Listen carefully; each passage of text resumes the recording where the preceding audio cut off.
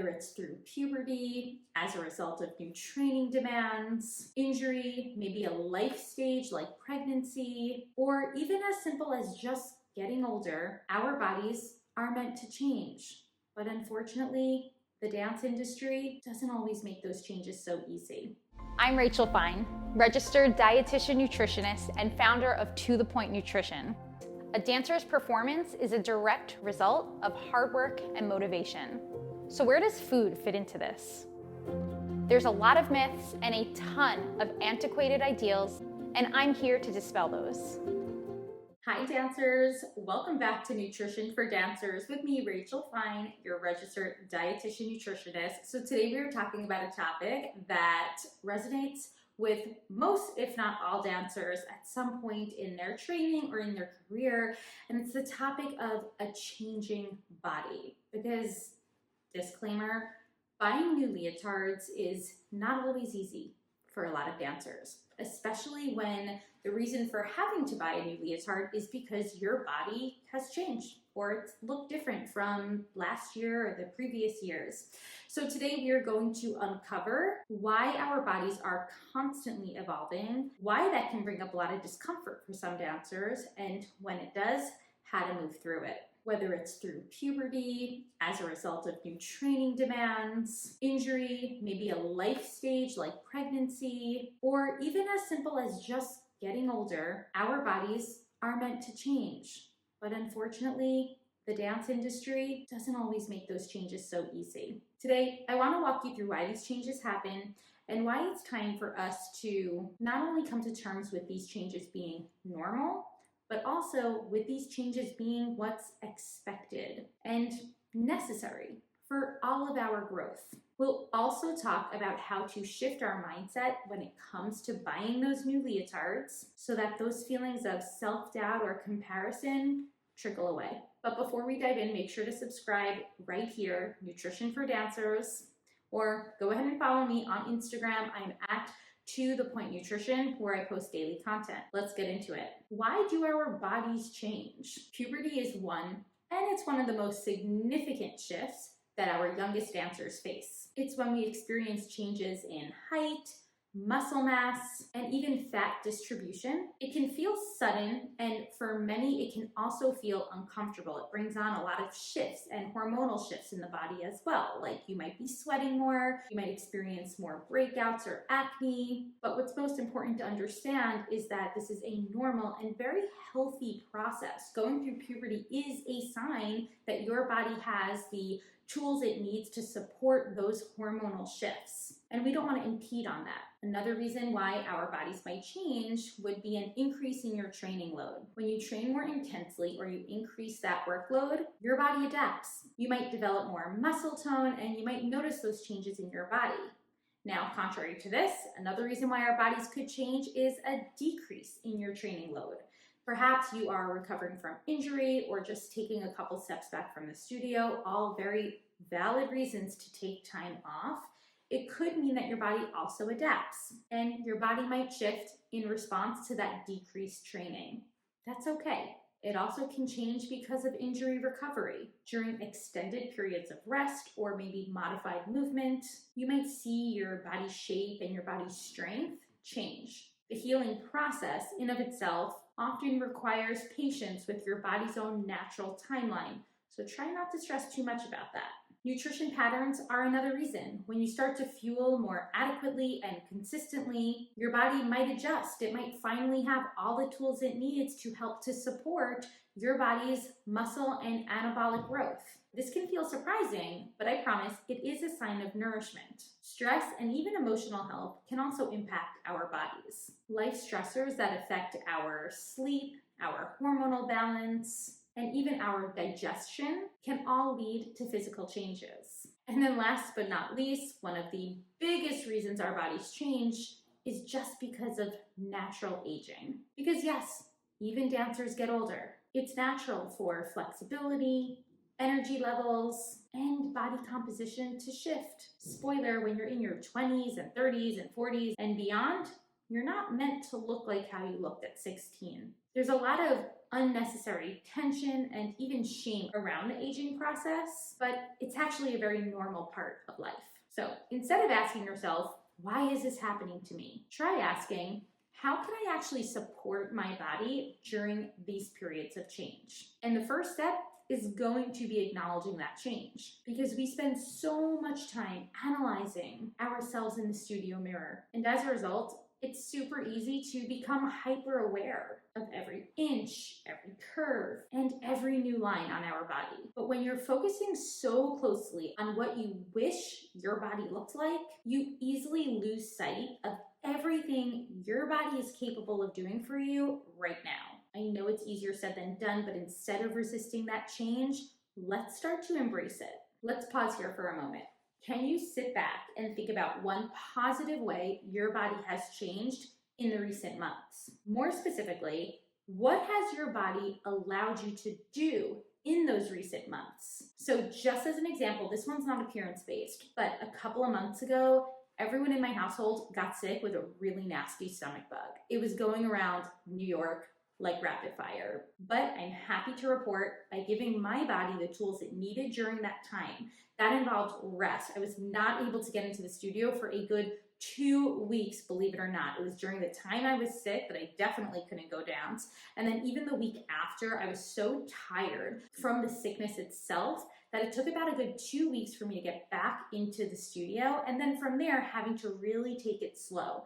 On top of that rest was also my need for nourishment. Eating consistent, balanced meals helped to give my body the tools it needed to recover. A personal example that's more appearance-based: when I navigated my own fertility and pregnancy journeys, my body changed, and it changed very quickly. I had gained a lot of weight. In the moment, it was really hard, but I quickly recognized that my body was changing in a way it needed to support me and my own health, but also to support my ability to bring my children into this world and to move me through each of those pregnancies. But it is incredible to look back and know that I was able to give my body the tools it needed to help support each of my pregnancies and beyond. I recognize that my body needs that energy. It needs the changes that it's experienced in order to function optimally each day. So the bottom line is, every dancer's body will shift, whether it's during puberty, or whether you're taking a break, you're recovering from injury, or maybe you are going through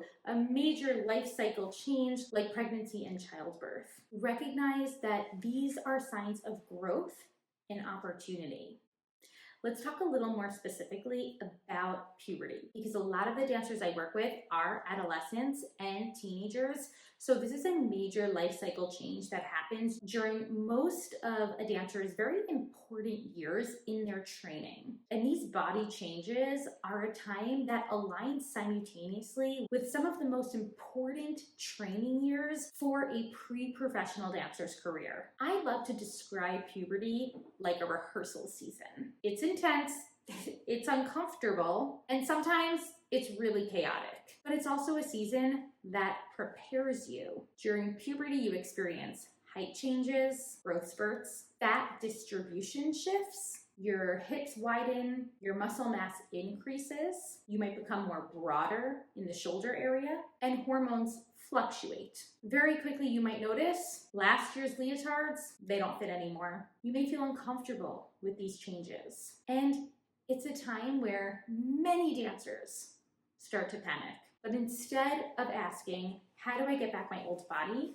This is really important. Listen up. I need you to reframe. Instead, we're now thinking, how can I support my here and now body? How can I help my here and now body thrive to achieve its strongest version of itself? It's the same way you wouldn't expect yourself to wear point shoes from your childhood into your late teens. You're obviously going to have to get new point shoes at some point.